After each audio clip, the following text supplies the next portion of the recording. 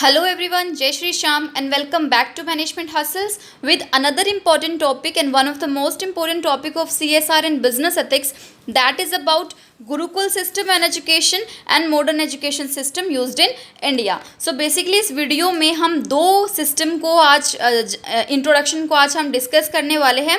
One will be about the ancient system of education that is known as Gurukul system of education and second one will be the beginning of modern education system. तो यहाँ पे हम difference भी इसी concept की analysis से difference भी generate कर सकते हैं, बट बेसिकली आज हम इन दोनों कंटेक्स्ट को अलग अलग पढ़ने वाले हैं कि गुरुकुल सिस्टम क्या था और हमारा जो मॉडर्न सिस्टम आया वो कैसे आया और अब कैसे चल रहा है. सो अगर हम बात करते हैं गुरुकुल सिस्टम ऑफ लर्निंग की, तो ये क्या था. अगर हम अब गुरुकुल सिस्टम की बात करते हैं तो ये कहाँ से आया है, हमारे एंशिएंट टाइम से आया है. जो हमारा प्राचीन काल चल रहा था वहाँ से गुरुकुल सिस्टम हमारा आया है, जो बहुत सारे numbers of thousands of year date back जो एजुकेशन सिस्टम था हमारे इंडिया में वो क्या है, हमारा गुरुकुल सिस्टम है.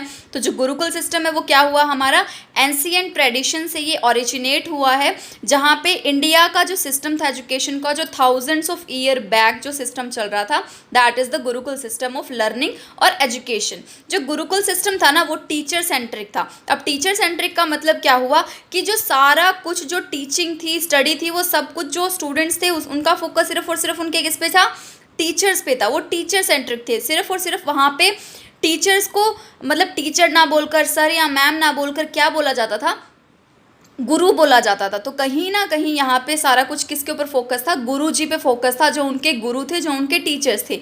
यहाँ पे जो स्टूडेंट्स हैं वो अपने गुरुओं के साथ ही रहा करते थे, उनके आश्रम थे या फिर उनके जो हम उस टाइम में जो हम पाठशालाएँ बोला करते थे, इस टाइम में जो गुरुकुल आश्रम थे, पढ़ाई के लिए जो उनके स्पेशल आश्रम बनाए गए थे जहाँ पे उन्हें विद्या सिखाई जाती थी, वो वहाँ पे इस फॉर्म में हम बोल सकते हैं कि वो क्या थे, टीचर सेंट्रिक अप्रोच थी. नेक्स्ट यहाँ पे जो गुरुकुल सिस्टम ऑफ लर्निंग था वहाँ पे इनफॉर्मल सेटिंग हुआ करती थी. वहाँ पे मॉडल सिस्टम ऑफ एजुकेशन के जैसे बेंचेस नहीं होते थे, प्रोजेक्टर्स नहीं होते थे पढ़ने के लिए, बुक्स ज़्यादा इतनी लेवल पे नहीं होती थी, अलग अलग लैंग्वेज में नहीं होती थी. वहाँ पे एजुकेशन सिस्टम क्या था, इनफॉर्मल था. मतलब पेड़ के नीचे बैठा दिया शिष्यों को पढ़ने के लिए. वहाँ पे स्टूडेंट्स नहीं शिष्य हुआ करते थे और वहाँ पे सर या मैम नहीं, कौन, गुरु हुआ करते थे. तो यहाँ पे फॉर्मल क्लासरूम्स के बजाय यहाँ पे ओपन स्पेसेस में पढ़ाया जाता था. कुटिया टाइप में हो गया या पेड़ के नीचे छाया में बैठा के, ऐसे वहाँ पे इनफॉर्मल सिटिंग ऑफ एजुकेशन हुआ करती थी. वहाँ का करिकुलम की अगर हम बात करते तो ज़रूरी नहीं है कि वहाँ पे गुरुकुल में का करिकुलम क्या था. करिकुलम क्या था कि जो कॉम्प्रिहेंसिव और होलिस्टिक जो एजुकेशन थी ना वो वहाँ पे प्रोवाइड की जाती थी. ठीक है, बट अब यहाँ पे क्या बोला गया है कि सिर्फ जो हमारे एकेडमिक सब्जेक्ट्स थे ना, जैसे हम पढ़ रहे हैं फॉर एग्जांपल मैनेजमेंट के B2B पढ़ रहे हैं, मार्केटिंग पढ़ रहे हैं, CSR पढ़ रहे हैं, वहाँ पे इस टाइप के सब्जेक्ट्स नहीं हुआ करते थे. वहाँ पे जो उनकी एकेडमिक्स जो थी, मतलब जो उन्हें मैथमेटिक्स पढ़ाई जाती थी या साइंस पढ़ाई जाती थी उस टाइम में, उसके अलावा उनका जो मेन फोकस हुआ करता था वो रादर देन एजुकेशन सिस्टम पे किस पे हुआ करता था, एनहांसमेंट ऑफ स्किल्स पे, उनकी मोरल वैल्यू को बिल्डिंग अप करने के लिए, उनको फिजिकल एजुकेशन प्रोवाइड करने के लिए, स्ट्रेंथ प्रोवाइड करने के लिए.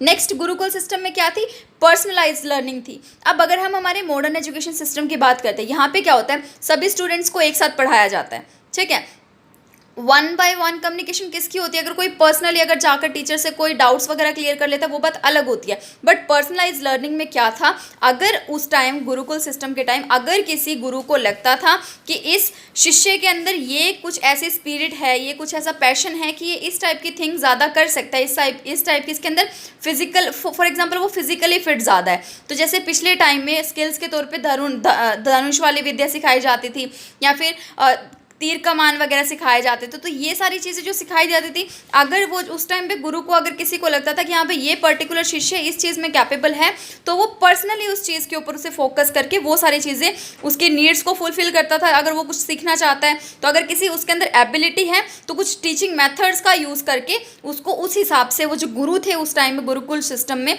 उनको वो टीच किया करते थे. उनका जो फोकस था ना वो एजुकेशन के साथ साथ कैरेक्टर बिल्डिंग पे भी था कि हाँ भाई किसी भी पर्सन का स्ट्रॉन्ग कैरेक्टर बिल्ड कैसे किया जाए, उनको उनके बिहेवियर में मोरल वैल्यूज़ कैसे लेके आए, उनके जो फॉर एग्जांपल उनकी जो ह्यूमिलिटी है या फिर उनका डिसिप्लिन है, भाई एक पर्सन, ऑब्वियस ही बात है, अगर हम गुरुकुल सिस्टम की बात करते तो वहाँ पे फ़ोन्स नहीं थे, लैपटॉप्स नहीं थे, ऐसी कोई बुक्स वगैरह से इतनी ज़्यादा कोई ऐसी टीचिंग नहीं होती थी कि बच्चा मतलब डिसिप्लिन में ना रहे। तो उस टाइम डिसिप्लिन को भी जनरेट इस ऐसे लेवल पे किया जाता था कि जो कोई भी पर्टिकुलर पर्सन है ना, वो बिल्कुल स्ट्रेंथ के साथ, डिटेक्टिवनेस के साथ क्या करता था, अपनी स्पिरिट के साथ काम करता था। तो कहीं ना कहीं वो डिसिप्लिन हुआ करते थे वहाँ पे, इसलिए फोकस भी उनके कैरेक्टर बिल्डिंग पे किया जाता था कि उसे ये पता चले कि how can we give respect to others and how can the front person give respect to us. हम बोलते हैं ना कि जैसा हम करेंगे वैसा हमें मिलेगा। तो वहाँ पे उन्हें सिखाया जाता था about humility, about discipline, about your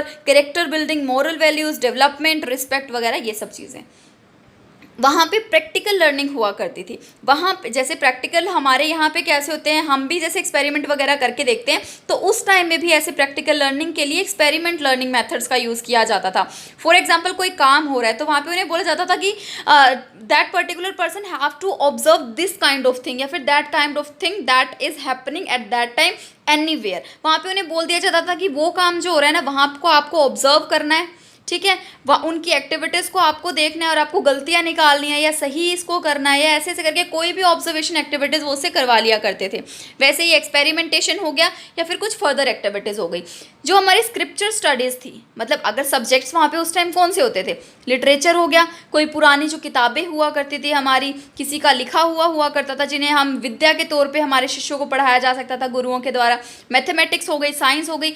in सब के अलावा जो हमारे स्क्रिप्चर्स थे ना पुराने लिखे हुए, जो हम बोलते हैं ना कि अभी पत्थरों पे कुछ कुछ लिखा हुआ है या फिर कुछ विद्या पुरानी हमारे पास है, कुछ फिलोसफीज हो गई किसी की लिखी हुई, जो हमारे ग्रंथ वगैरह थे और भी पुराने रिलीजियस टेक्स्ट वगैरह, ये सब चीज़ें हो गई। जो ये ट्रेडिशनल थिंग्स थी ना, इसको ट्रेडिशनल पे डिपेंडेंसी दिखाकर गुरुकुल में ये भी इनको पढ़ाया जाता था। गुरुकुल का लाइफस्टाइल, हम जैसे हमारी एक ड्रेस ऑफ मतलब कोड होता है हमारा कि भाई हमें ये पहनना है, ओके, हम फॉर्मल ड्रेसेस भी पहनते हैं, इनफॉर्मल ड्रेसेस भी पहनते हैं, बट गुरुकुल सिस्टम में क्या था, बिल्कुल ही डिसिप्लिन लाइफस्टाइल्स था। ओके, यहाँ पे डेली रूटीन होता था, जो भी डेली चोरस होते हैं हमारे जैसे घर पे होते हैं सुबह से रात तक, वैसे ही गुरुकुल के भी होते थे कि कैसे जो गुरुकुल के जो शिष्य थे वो कैसे उठेंगे, क्या वो सारा काम करेंगे, उन्हें पूरे दिन क्या करना है। मतलब स्टार्टिंग उनकी अपने डेली चोरस से हुई, फिर फिजिकल एक्सरसाइजेज उन्होंने की, मेडिटेशन की, फिर पढ़ाई, फिर स्किल डेवलपमेंट की, अपना फिजिकल डेवलपमेंट की, मतलब जो भी चीज़ें उन्हें करनी थी वो सब करके उनका एक पूरा लाइफस्टाइल सेट होता है। नेक्स्ट हमारा आता है कल्चरल सिग्निफिकेंस। अब यहाँ पे कल्चरल सिग्निफिकेंस क्यों किया गया, यहाँ पे जो हमारे कल्चरल और स्पिरिचुअल हेरिटेज थे ना, उनको फोकस करना, मतलब जो हमारे लॉन्ग टाइम से थ्रू नंबर ऑफ जनरेशन जो भी हमारी कल्चरल और स्पिरिचुअल हेरिटेज चलती आ रही है ना, उन्हीं को प्रिजर्व और ट्रांसमिट करना यहाँ पे एक बहुत ज़्यादा सिग्निफिकेंट रोल प्ले करके इनको इन चीज़ों की भी नॉलेज दी जाती थी। मॉडर्न एडेप्टेशन, अगर हम गुरुकुल सिस्टम की बात करते हैं तो जैसे जो ट्रेडिशनल गुरुकुल सिस्टम था वो फेडेड अवे हो चुका है कहीं ना कहीं। तो अब यहाँ पे हम क्या एफर्ट डाल रहे हैं कि जो हमारी मॉडर्न एजुकेशन प्रैक्टिसेस है ना, वहाँ पे हम हमारे गुरुकुल के प्रिंसिपल्स भी हमें वहाँ पे करने चाहिए, अडॉप्ट करने चाहिए, जिससे हम पर्सनलाइज लर्निंग को एनहांस कर पाएँ, इम्प्रूव कर पाएँ, एक्सपेरिमेंटल स्टडी को, एजुकेशन को हम इम्प्रूव कर पाएँ, और हमारी कहीं ना कहीं हमारे मॉडर्न एजुकेशन सिस्टम में हॉलिस्टिकल या फिर holistic development of education bring out कर पाएँ। So this was all about gurukul system of learning. Now we will discuss about that how can and how was the modern education system was begin। अब starting कहाँ से हुई थी, हम बात करते हैं वहाँ पे एक क्या हुआ था, वहाँ पे कॉलोनियल इन्फ्लुएंस हुआ था। क्यों? क्योंकि जैसे 19th सेंचुरी में हमारे इंडिया में जो ब्रिटिश कॉलोनियल गवर्नर आए थे, मतलब जो ब्रिटिश सरकार वहाँ पे आई थी, उन्होंने अपना एक अलग ही एजुकेशन सिस्टम वहाँ पे क्रिएट कर दिया था इंडिया में। कौन सी सेंचुरी में? 19th सेंचुरी में। अब नेक्स्ट क्या बात हुई कि यहाँ पे एडप्टेशन कैसे है। फॉर एग्जाम्पल पहले तो हमें संस्कृत में सारा कुछ पढ़ाया जाता था, हिंदी में पढ़ाया जाता था गुरुकुल सिस्टम में, तो अब इंग्लिश की मॉडर्नाइजेशन कहाँ से हुई, यहाँ ये फोकस कर रहा है। ये आया कहाँ से? ये आया हमारा मौकले मिनट से। अब हम बिजनेस में पढ़ते हैं ना कि मिनट्स क्या होता है, टाइप ऑफ प्रोफाइल होती है, उसके अंदर सारी एक्टिविटीज़ प्रोफाइल की जाती है। तो वैसे ही एक पर्सन थे थॉमस बॉबिंगटन, मौखले, उन्होंने एक मिनट तैयार की थी किस पे, एजुकेशन पे, 1835 में, जिसके अंदर क्या था, जिसके अंदर डिटेल्स थी कि भाई जो भी एजुकेशन सिस्टम है ना हमारे इंडिया का, वहाँ पे बहुत सारा फोकस उसका इंग्लिश पे होगा, ताकि फॉर एग्जांपल ब्रिटिशर्स को हिंदी नहीं आती थी और जो वहाँ पे जो लोग हमारे इंडिया के थे उनको इंग्लिश नहीं आती थी, तो वहाँ पे एज ए इंटरमीडिएरी, ताकि ब्रिटिश रूलर और इंडियन पॉपुलेशन बात कर सके, तो वहाँ पे उन्होंने सोचा कि इंडियन पीपल को, जो हमारे एग्लिसाइड्स जो हमारे इंडियंस हैं जिन्हें नहीं आती इंग्लिश, तो उनको इंग्लिश एजुकेशन दी जाएगी ताकि वो as a intermediator activities perform कर सके बिटवीन ब्रिटिश रूरल और इंडियन पॉपुलेशन। नेक्स्ट क्या है, इंग्लिश मीडियम स्कूल्स वहाँ पे ओपन किए गए, क्यों, ताकि वेस्टर्न एजुकेशन और इंग्लिश लैंग्वेज और इंग्लिश कल्चर को वहाँ पे एस्टेब्लिश किया जा सके through English medium schools. University of education भी वहाँ पे एनहेंस हुआ, हमने पढ़ा था ना कि कलकत्ता में सबसे पहली हमारी यूनिवर्सिटी एस्टेब्लिश हुई थी 1857 में, तो 1857 में ही 2 और यूनिवर्सिटीज़ भी वहाँ पे ओपन की गई थी। सबसे पहले University of Kolkata in 1857, then University of Madras in 1857 and also University of Bombay, that was also in 1857। तो यहाँ पे जो ये ब्रिटिश यूनिवर्सिटीज़ थी ये सारी, यहाँ पे हायर एजुकेशन प्रोवाइड की जा रही थी इंडिया में कॉलेज लेवल की। नेक्स्ट है हमारे वेस्टर्न करिकुलम भी यहाँ पे उनका फोकस था, वो चाहते थे कि यहाँ पे वेस्टर्न मॉडल्स का पूरा बेस बन जाए, जहाँ पे सब्जेक्ट्स हो कौन कौन से, इंग्लिश लिटरेचर हो, साइंस हो, मैथमेटिक्स हो, सोशल साइंस हो, और फोकस क्या था कि सारी चीज़ें इंग्लिश में ही पढ़ाई जाएं। नेक्स्ट है रोल ऑफ मिशनरीज। अब मिशनरीज का यहाँ पे क्या रोल हुआ, जो भी वहाँ पे क्रिश्चियन मिशनरीज थे वहाँ पे उनका क्या रोल रहा, उन्होंने क्या स्प्रेड किया, मॉडर्न एजुकेशन को वहाँ पे सारे फैला दिया। उन्होंने स्कूल्स एस्टेब्लिश किए, कॉलेजेस एस्टेब्लिश किए पूरी कंट्री में, बट किस कल्चर के साथ, वेस्टर्न और इंग्लिश कल्चर के साथ। फिर उन्होंने स्प्रेड ऑफ एजुकेशन किया, फिर उन्होंने मतलब एजुकेशन को एक्सेस को बढ़ाया। उन्होंने कैसे, उन्होंने मॉडर्न स्कूल वहाँ पे एस्टेब्लिश किए, यूनिवर्सिटीज़ एस्टेब्लिश की, एजुकेशन को एस्टेब्लिश किया। भाई जो हमारी ट्रेडिशनल एलाइड क्लासेस होती थी, अब वो किस पे फोकस कर रही है, फॉर एग्जांपल उस पर भी फोकस किया जा रहा है। अब उसी के थ्रू किस पे फोकस किया जा रहा है, फॉर एग्जांपल उन्हीं पर्सन से क्या निकाले गए, क्लर्क्स निकाले गए, वहीं से सिविल सर्वेंट्स निकाल दिए गए, वहीं से कुछ प्रोफेशनल टीचर्स वगैरह, फिर प्रोफेशनलिज्म निकाल दिया गया, ताकि जो भी एडमिनिस्ट्रेटिव एक्टिविटीज़ है करंट में उनको फुलफिल किया जा सके।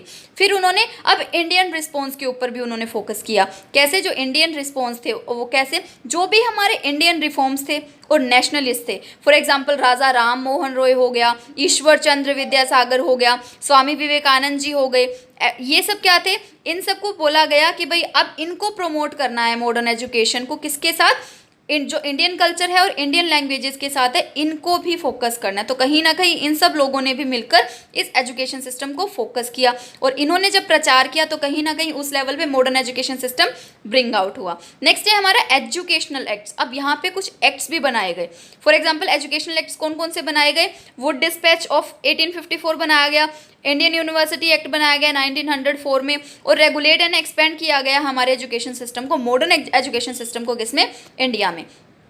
अब बताती है लीगेसी की, तो जो हमारा मॉडर्न एजुकेशन सिस्टम था ना उसको एस्टैब्लिश किया गया कॉलोनियल पीरियड में। वो कब हुआ था हमारा, हमने बात की 19th सेंचुरी में हुआ था, और जो हमारा इंग्लिश एडप्टेशन हुआ था वो 1835 में हुआ था, जो मिनट बनाया गया था। ओके, अब यहाँ पे जो करंट एजुकेशन इंफ्रास्ट्रक्चर को था ना उसको कॉलोनियल पीरियड में चेंज करके कहीं ना कहीं मॉडर्नाइजेशन करके मॉडर्न एजुकेशन सिस्टम में चेंज किया गया, जो किसके मतलब इसके अंदर क्या क्या चीज़ें इंक्लूड की गई, स्कूल का स्ट्रक्चर चेंज किया गया, यूनिवर्सिटीज़ बनाई गई, और इंग्लिश का यूज़ किया गया as a medium of instruction. भाई इंस्ट्रक्शन जो भी प्रोवाइड होती थी that was be instructed by English language. तो ये क्या थे हमारा कि गुरुकुल सिस्टम क्या था, और यहाँ पे हमारा मॉडर्न एजुकेशन सिस्टम कैसे बिल्डअप हुआ। Okay, so this was all about my today's video. Thank you so much for watching this, and please do not forget to like, subscribe and share my channel, and keep supporting